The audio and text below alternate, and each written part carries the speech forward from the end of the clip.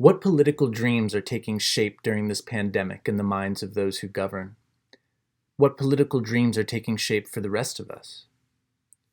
The bubonic plague created a new political dream among the rulers of Europe.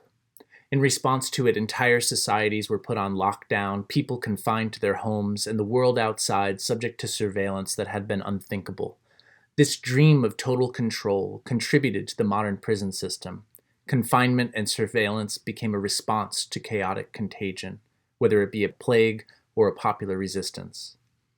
Capitalism grew through forcing people to see money as the condition of their lives after robbing them of the land that had sustained them. The police and prison system developed to ensure that people would suffer if they refused to bow to the economy, bringing the lives of millions under unprecedented forms of control and directing our labor toward the systematic destruction of the Earth's life systems. Even before the coronavirus, it was clear that the economic conditions of our lives are destroying the conditions for all life. This insight has been with us for at least half a century. 50 years ago, our small town of Carbondale, Illinois, was the site of a rebellion against the U.S. war machine and the earth-destroying system it maintains. For 8 days, students and residents battled the police and National Guard in the street, throwing their bodies against a war they recognized was not just taking place in Vietnam. Like so many around the country, people in our town drew the courageous conclusion that life here had to be fundamentally transformed if justice everywhere was to be realized.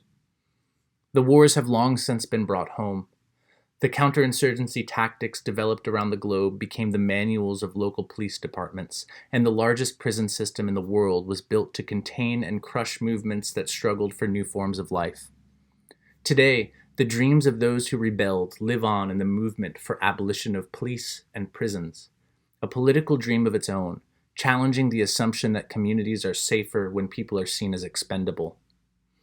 Will the new normal be a deepening of the carceral logic that had already structured our society, now welcomed by millions in the name of public health? Or will we simply return to the old normal, callously disregarding the threat in the name of maintaining the economy? We have to create another option.